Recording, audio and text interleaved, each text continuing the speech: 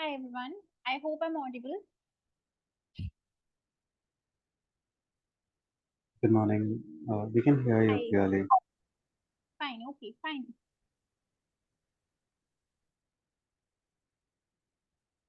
Yeah. So now we are going to discuss something related to auditing,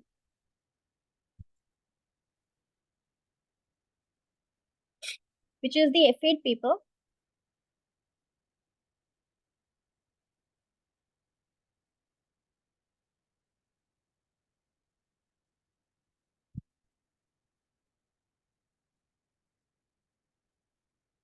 All right. So before we begin, let me first give you an overview of this paper.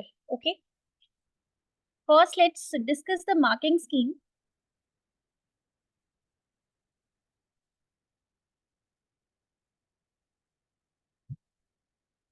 So this is a 100-mark paper. Okay. You get 3 hours to solve the paper, and it will be a computer-based examination. Okay, it's not paper based, it's computer based paper. And this paper is actually a mix of multiple choice questions and subjective type questions. So section A and section B, this paper has two parts, section A and section B. So section A has 15 questions and each question is of 2 marks. So in total, it's a 30-mark section. And section B is of 70 marks.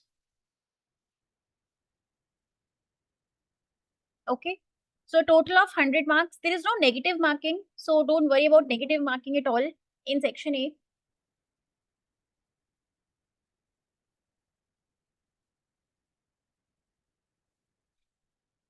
Now let's discuss a bit about auditing first. Okay. So let me just introduce myself. My name is Archana Bakshi. I'm a qualified CA. I have been teaching ACCA, CPA, CA students for the past 10 years. And I have worked with big fours like Deloitte, Ernst& Young, Ernst& Young India, as well as Ernst& Young Global. And I have worked in auditing, taxation, including direct taxation and indirect taxation. And today in this session, we'll keep the session very short today. I'm just going to give you an overview of the F8 paper, right? So this was all about the marking scheme. This is how the marking scheme looks like. Okay. Now, basically, what do we study in the audit paper? Now, before I explain you the meaning of audit, can anyone explain or just give an idea of what is the meaning of stakeholders?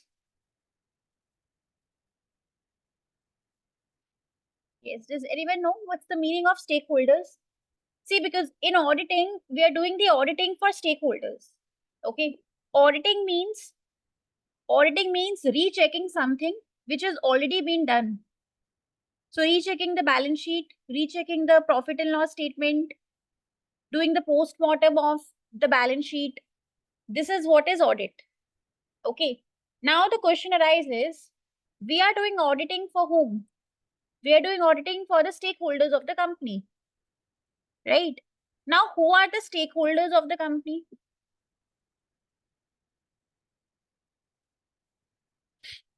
Yes, who are the stakeholders of the company? So let's discuss some examples of stakeholders first. See, stakeholders are those people who impact the company in some way. They impact the company in some way, or they are getting impacted by the company in some way.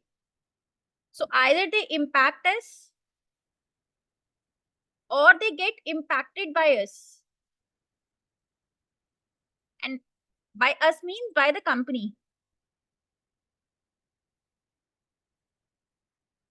So all those people who impact the company are the stakeholders of the company, and all those people who get impacted by the company are the stakeholders of the company, right? So, can you share some examples? Yes. We have customers. Customers of the company are the stakeholders. Suppliers of the company are the stakeholders. The government is a stakeholder. Why? Because if the government wants, they can ban our product, they can ban our company, they can take away our license, they can put us behind bars. So government is going to definitely impact us. Okay. Like recently what happened? GST rates have been reduced, right? On some goods. And GST rates have been increased on some goods. So if I talk about luxury goods, like cars, etc., the GST rates have increased. Whereas there are certain goods on which GST rates have gone down. So GST impacts the pricing of the products, right? So government impacts the company. Okay, other than government, who else? Other than the government, the regulatory bodies, the legislators, the regulatory bodies also impact us. So any example of regulatory body?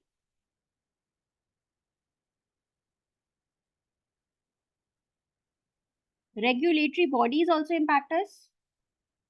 For example, Securities and Exchange Board of India, Reserve Bank of India, Income Tax Authority, GST Authority, etc. So all of these are regulatory bodies which impact the company.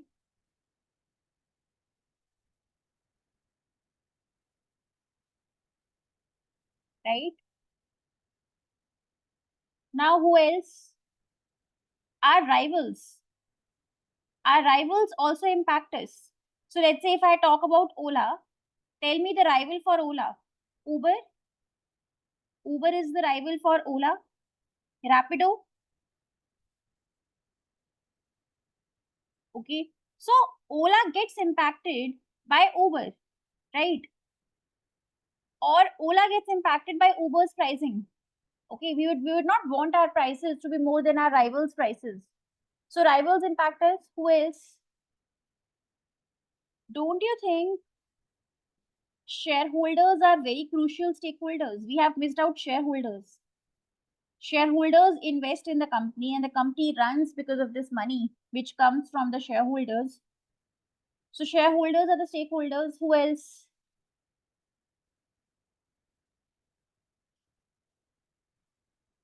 What about lenders? Lenders, people who give us loans. Okay, we get money not just from shareholders but also from lenders. For example, bank or any individual can give you loans, right? Now tell me, have we left anyone else? Customers, suppliers, government, rivals, shareholders, regulatory bodies, lenders, who else? Don't you think media is a crucial stakeholder? Now I'll be giving you few more stakeholders which are very important. So one is the media, another is the pressure groups. Okay, another is trade unions,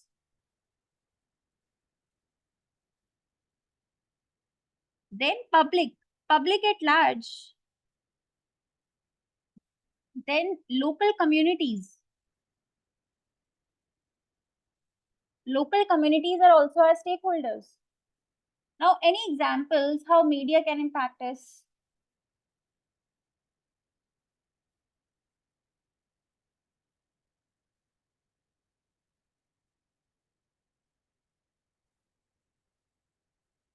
See, media can either break my image or they can make the company's image, right?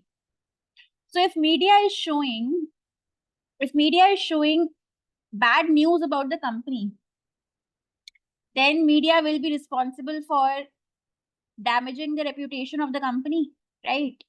And if media is showing good news about the company, then also media is making the image of the company. So media impacts the company. Next is pressure groups. Now tell me, who are these pressure groups? Are these pressure groups our customers? The answer is no. These pressure groups are not our customers. Then who are they? Just think about it. They create pressure on the company. Okay, any examples?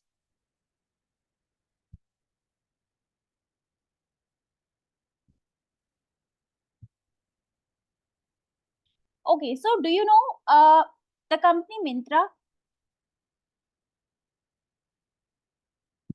Do you know the company Myntra? Have you seen its logo? This is the logo of the company Myntra. Okay, this is the logo. Now tell me, do you know what happened? What was the controversy related to Myntra's logo? What problem was found in Myntra's logo?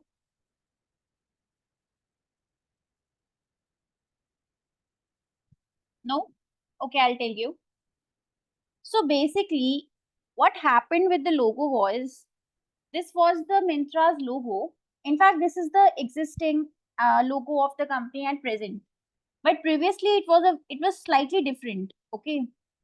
So what happened? There was a lady from UP. Okay. This lady got offended with this logo. She found this logo derogatory and obscene and vulgar towards women, and she got offended with the logo.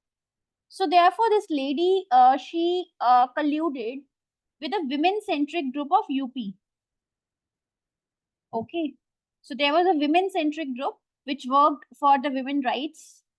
So this lady approached this women-centric group of UP, and she explained them. She was able to convince them that see, this logo is derogatory towards women, and this group got convinced. So they together went to the police station and they filed an FIR against Myntra.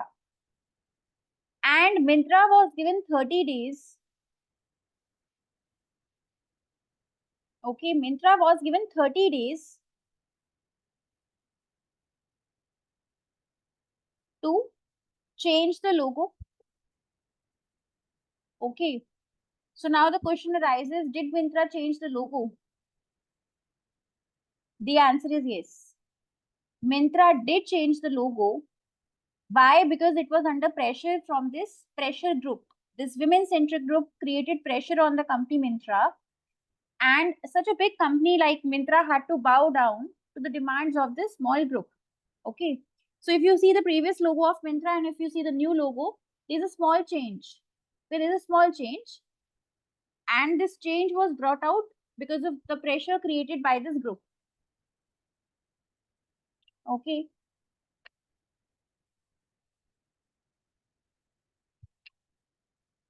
so this is one example of pressure group. Now, similar to this women centric group, there are many other groups also. For example, there are groups which work for the welfare of LGBTQ plus community, right? So there are groups which work for the benefit of animals like PETA.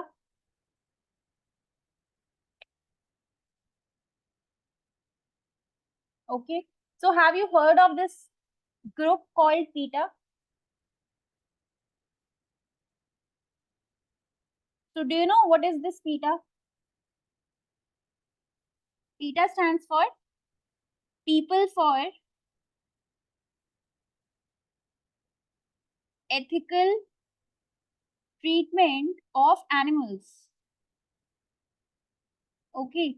So this group is basically propagating animal rights, and they want us to not consume any dairy products, milk products, or any non-veg products. Why?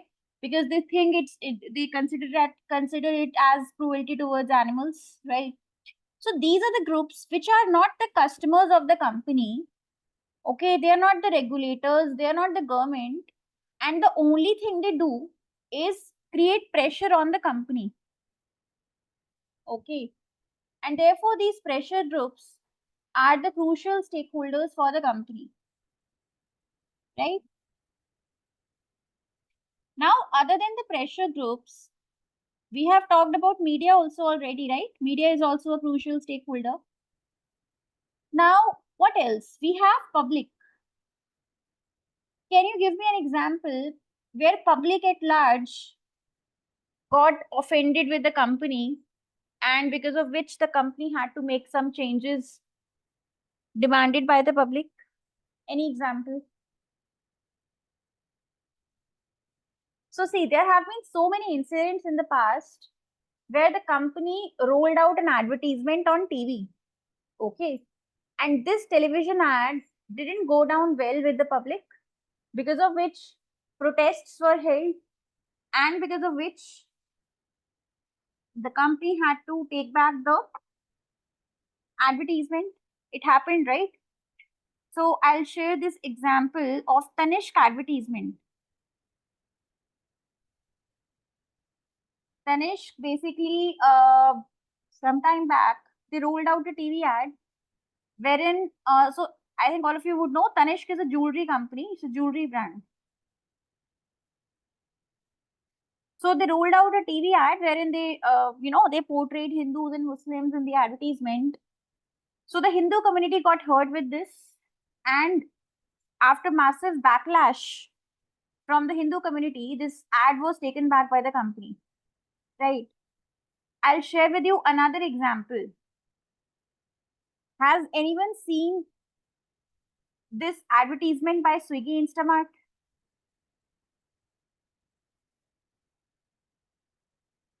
Yes. Have you ever seen this advertisement by Swiggy Instamart?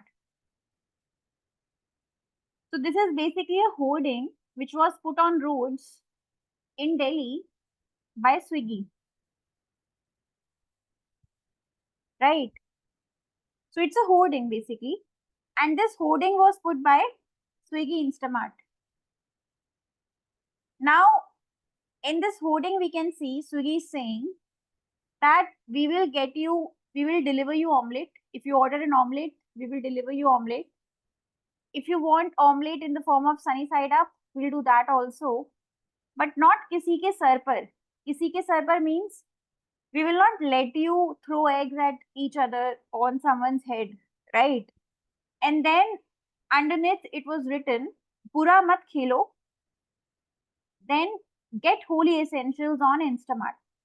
So Bura Mat Khelo means they're trying to say that play holy safely, do not use violence.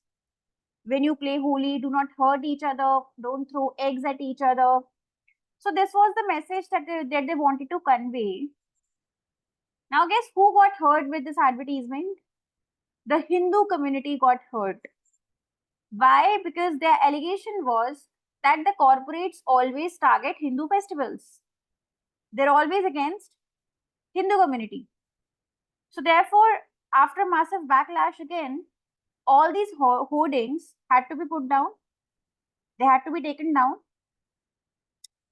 Now, don't you think it's a huge loss for the company? The company has spent, lakhs of money to put these hoardings, and then they had to be taken down in a day or two, right?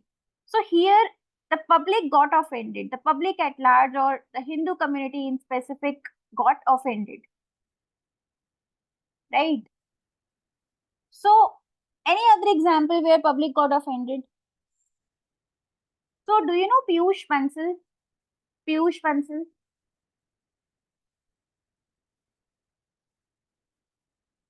Piyush Bansal, who is the CEO of Lenskart.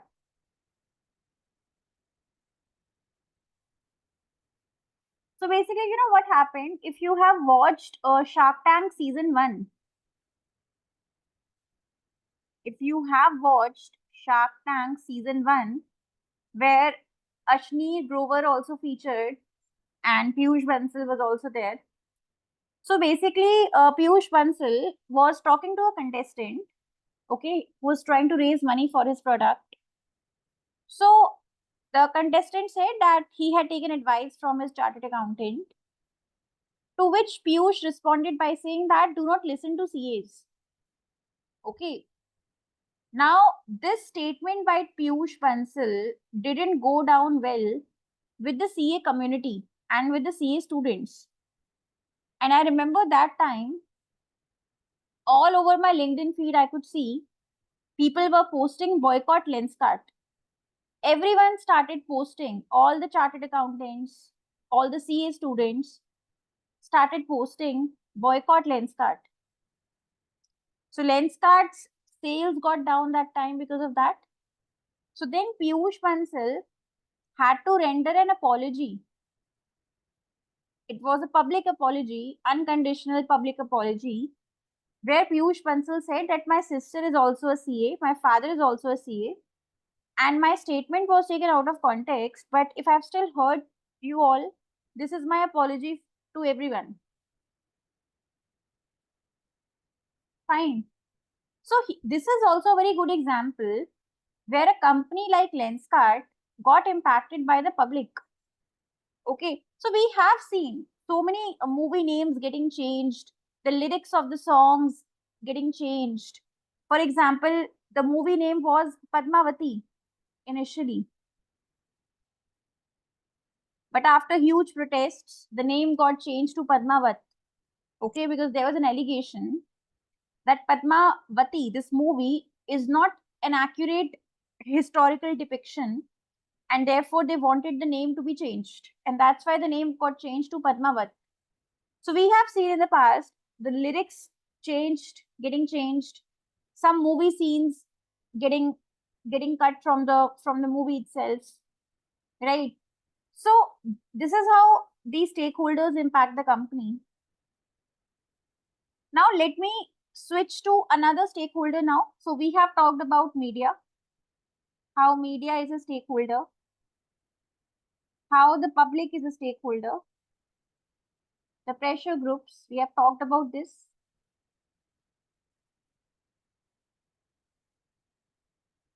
Okay, now who else?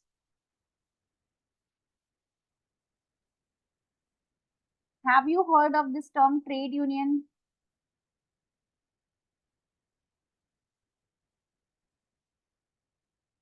Or labor union?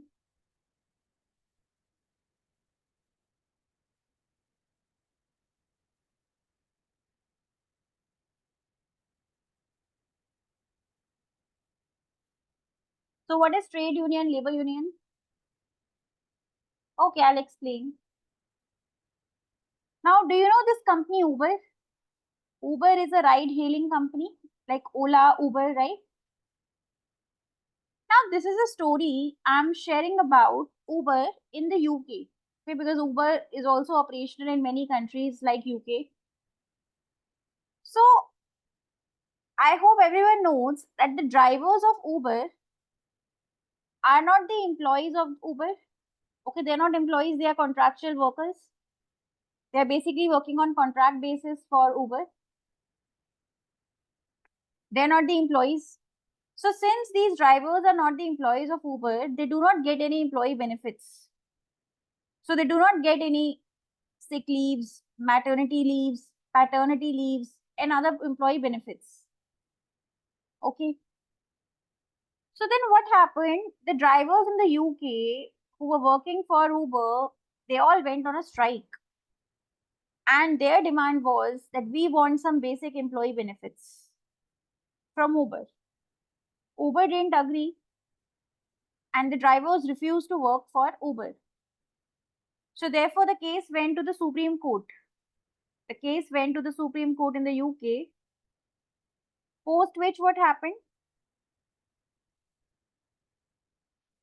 The drivers won the case. Okay.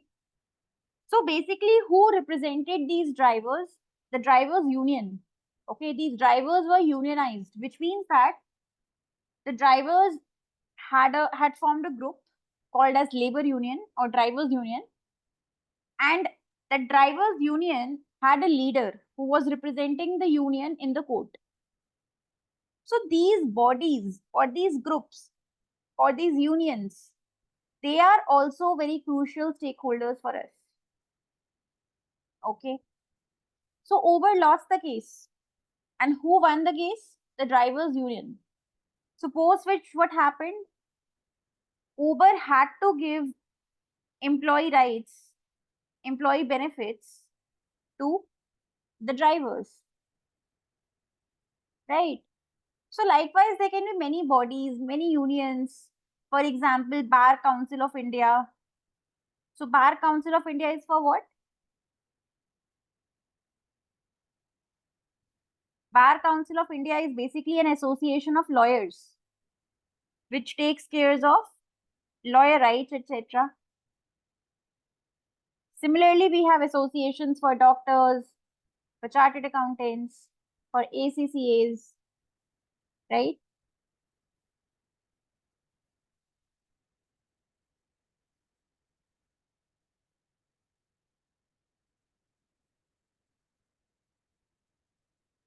All right, okay. So we have talked about media, the public, the pressure groups, the trade unions, labor unions. Okay. Now what is left? The local residents.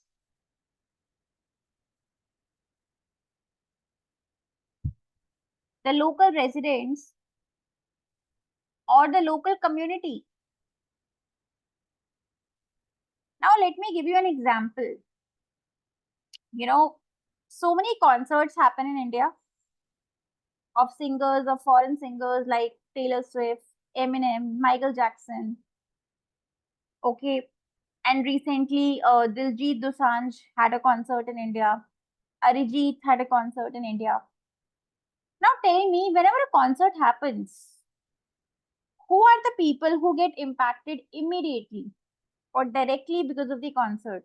See, concert plays sometimes till 2 a.m. Okay. So all the local residents who stay near the venue, they face noise pollution till 2 a.m. They face traffic congestion, traffic problems. There's a lot of road pollution also which is caused because of the concert. Because people litter after the event gets over, people litter, they throw all the waste on the roads, because of which who gets impacted? The local residents,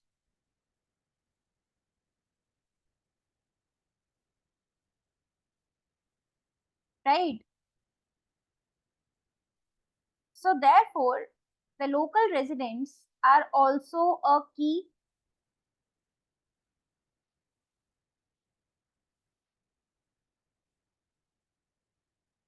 stakeholder for the company.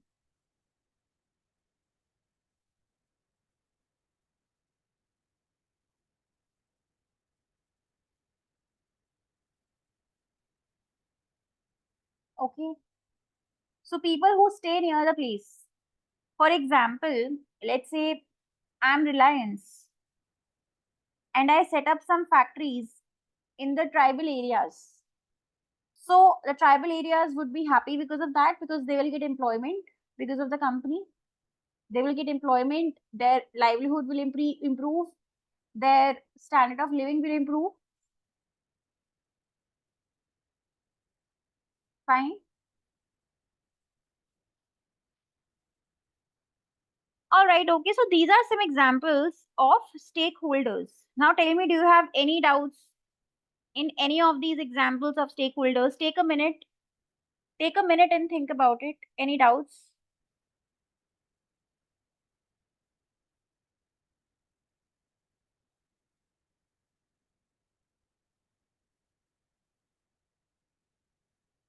Okay, so we have discussed a complete list. Go through the list again and let me know if you have any doubts, or let me know if there any other stakeholder that we can add to the list.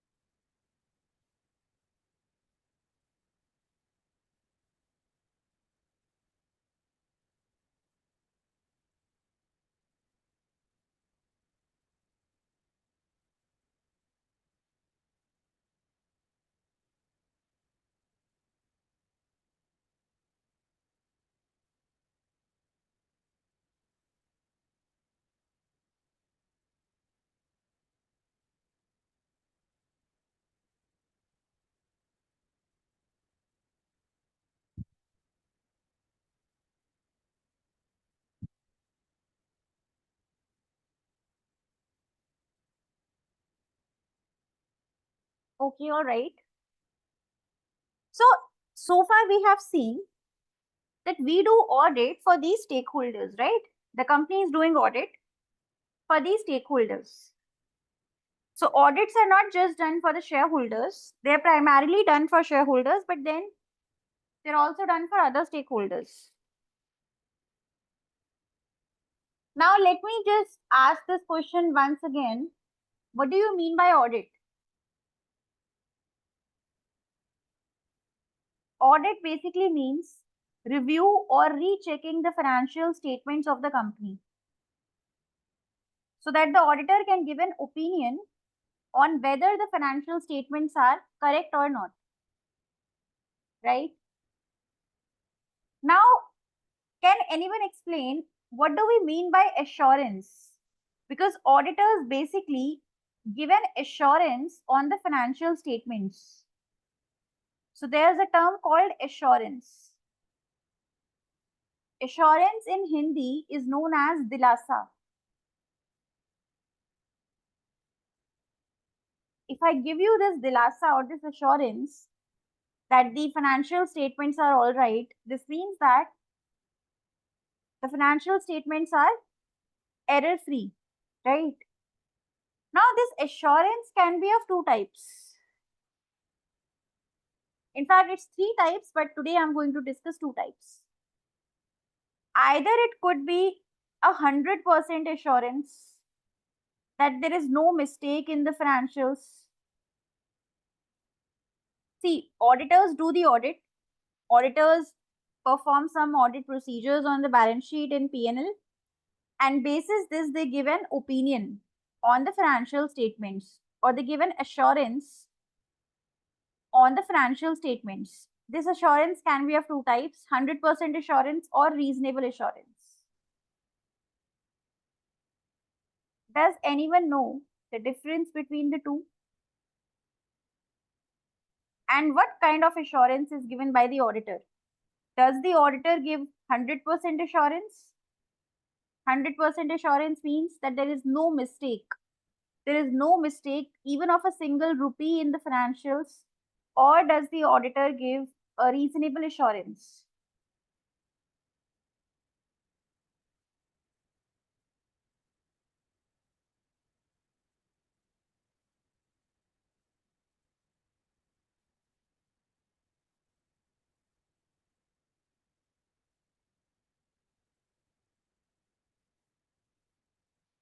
Yes, tell me.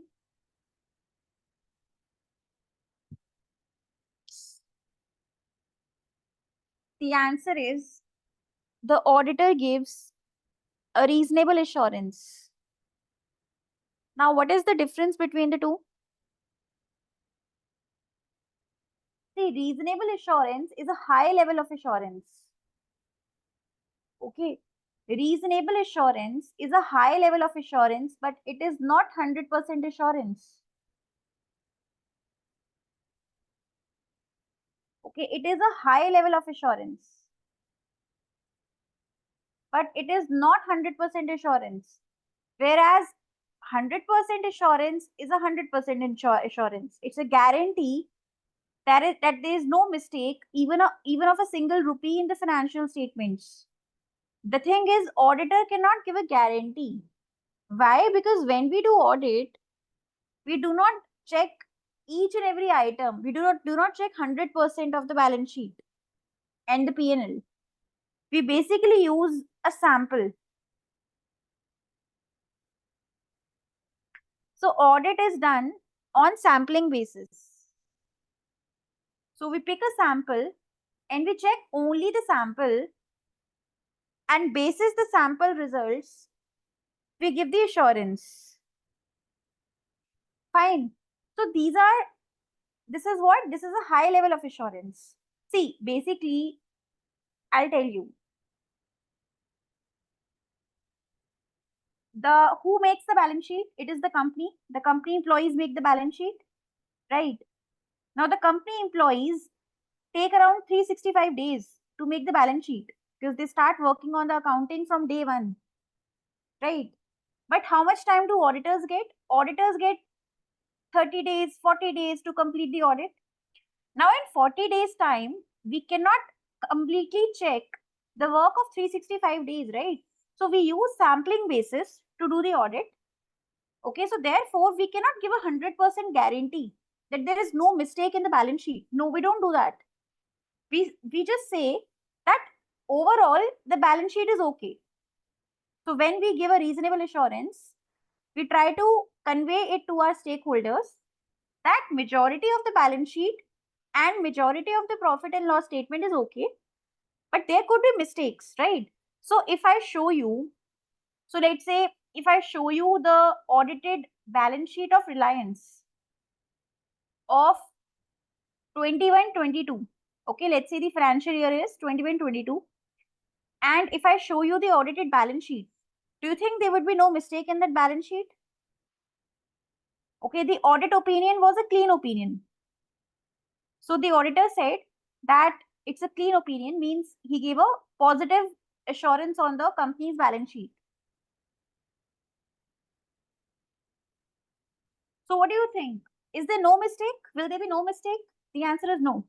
There could be mistakes in this balance sheet. Even though the auditor has given a positive opinion, still there could be some errors in the balance sheet. Why?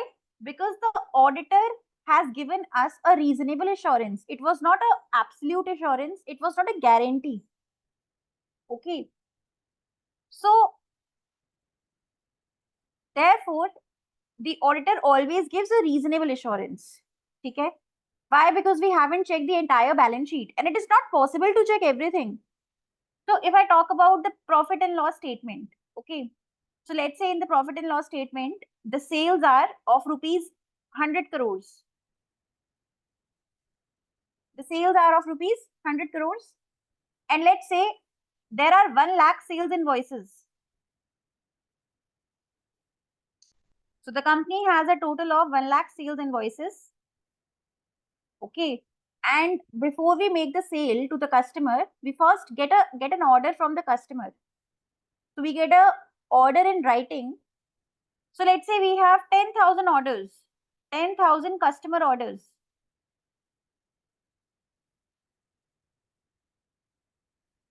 Okay. So tell me, do you think in this 30 days time, we can check these 1 lakh invoices and 10,000 orders? The answer is no. So what we are going to do, out of this 1 lakh sales invoices, maybe we will make a sample of, let's say, 200 invoices. So the auditor is only going to check these 200 invoices, and basis the results of the review of these invoices, he is going to form an overall opinion on the balance sheet of the company, right? And therefore we never give a guarantee. There's no guarantee, it's just a reasonable assurance. Reasonable means a very high level of assurance, but it is not 100% assurance, right? Okay. Now after we choose the sample, then we need to perform some audit procedures. Okay. After I have selected that these are the 200 invoices I'm going to audit, then I'm finally going to perform the audit. Now, what these audit procedures are, we will discuss in the next session. Okay, but for now, you should know that we perform some audit procedures. And after we perform these procedures, what do? We form an audit opinion. We form an audit opinion, and then in the end, we give a audit report. We issue the audit report to the management of the company, right?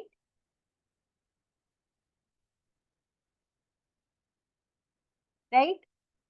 Now, what are the 3 types of opinions that we can give? What are the 3 types of opinions that we can issue? Okay, so either we can give a positive opinion, means everything is fine with the balance sheet. So either we can give a positive opinion, or we can give a 100% negative opinion that entire balance sheet is wrong. It's a negative opinion. Or we can give a qualified opinion. What is qualified opinion? Yes. What is qualified opinion? Qualified opinion means that everything is fine with the balance sheet except one item. For example, everything is fine with the balance sheet except the debtors. So in this case, I'm going to give a qualified opinion. Qualified means everything is okay, just the debtors have mistakes. And then the mistakes in the debtors will be highlighted by me in the audit report.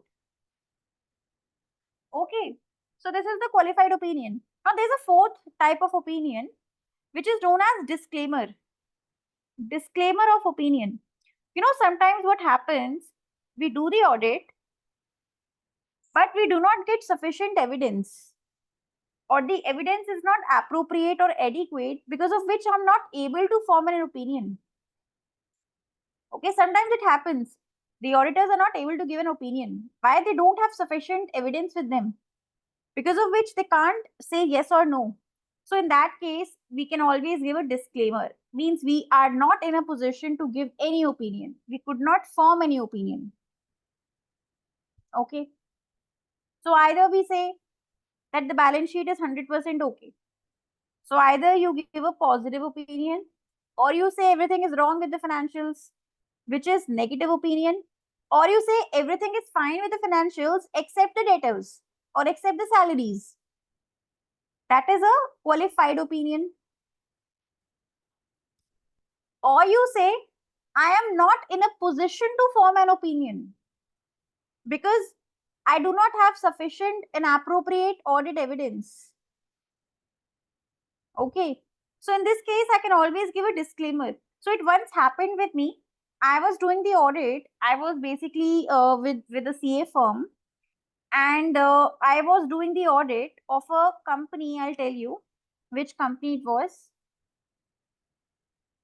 So this company was, okay, let me not take the name, but it was an electricity company. It was a government company of Gujarat. Okay. So it was an electricity company. They distributed electricity across Gujarat. So there what happened, the management was not sharing with us even basic documents like invoices, purchase orders. So we spent 2 months over there and we could not get sufficient evidence, because of which we issued a qualified opinion. Okay. So we issued a qualified opinion there.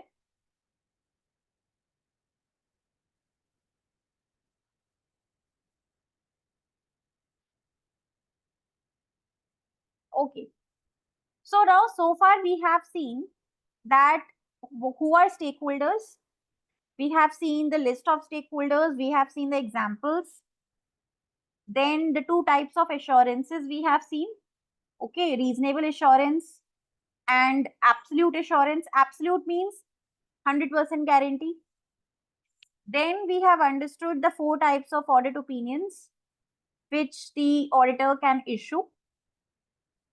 Okay.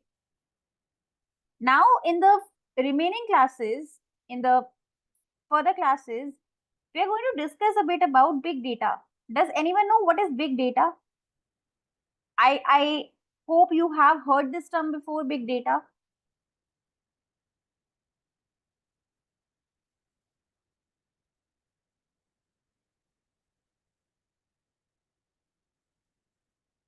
Yes.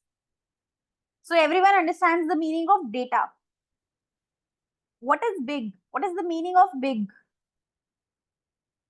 Big data basically is that data which gets created at a very high speed, and it is a high volume of data. Okay, the speed at which this data gets created, it's very high. The volume of data is very high. This data is too complex, and this data is coming from multiple sources. That is what is big data. So I would want to give you an example, okay, and then we are going to end the session. So basically, you know, have you heard of this company named Bata? Bata is a footwear company. Okay, they make shoes mostly. Now, earlier, what used to happen, if you enter a Bata showroom, you do your shopping, and when you're leaving the showroom, they hand you out a feedback form.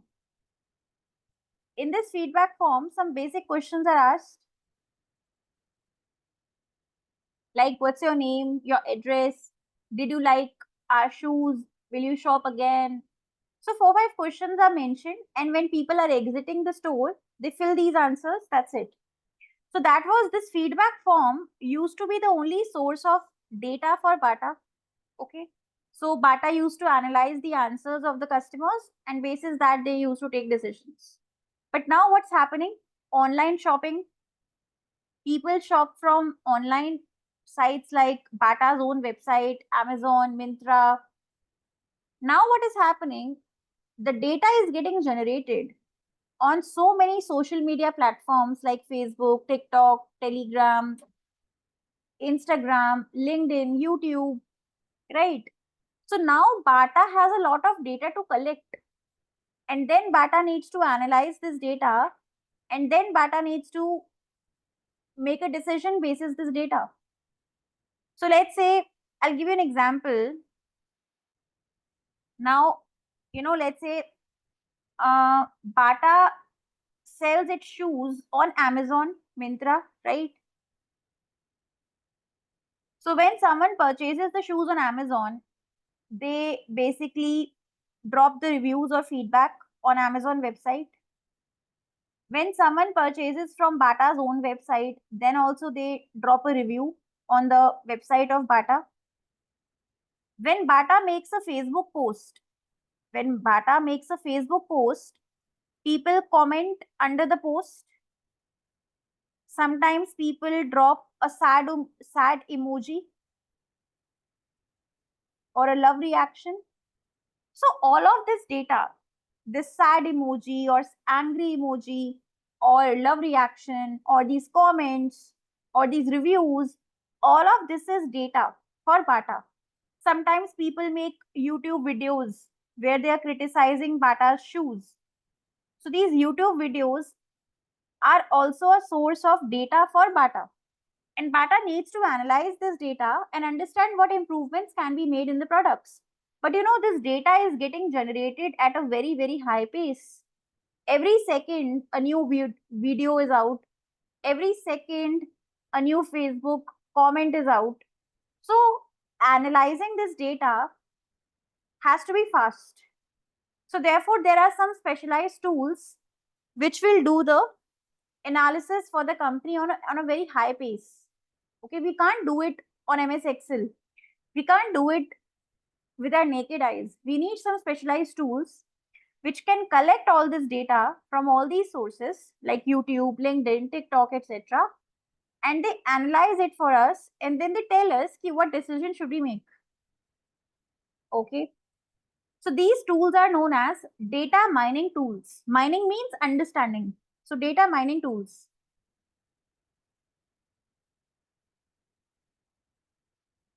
Here. So in the next sessions, we are going to discuss more about these data mining tools.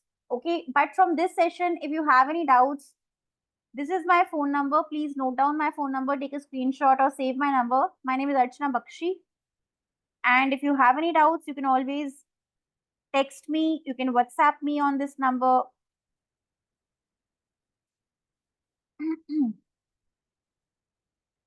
Okay.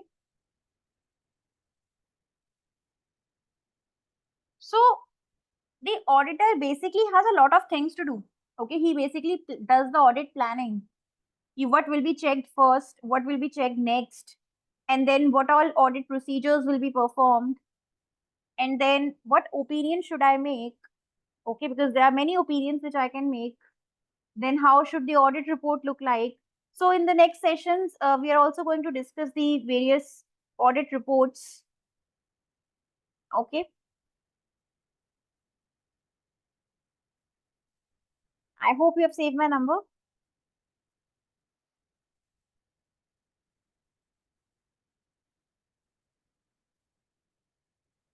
And then in the next session, so let me give you an overview. So in our entire audit batch, we are going to discuss all this. Okay. So what sample should we test in the balance sheet? How much should we test? What are the various risks that we need to assess? How to give the audit opinion? What is the format for audit report? So all these chapters, okay, we are going to discuss all these chapters later in the batch. Okay, what are the limitations of audit? What are the limitations of audit? So one is time constraint. Auditors do not have much time to do the audit. So there's a time constraint. Okay, so we are going to discuss all these in the respective chapters. So this is just a bird's eye view of what we'll be covering.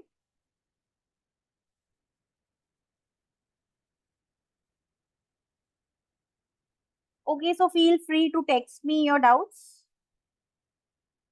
And this is my number again. Okay.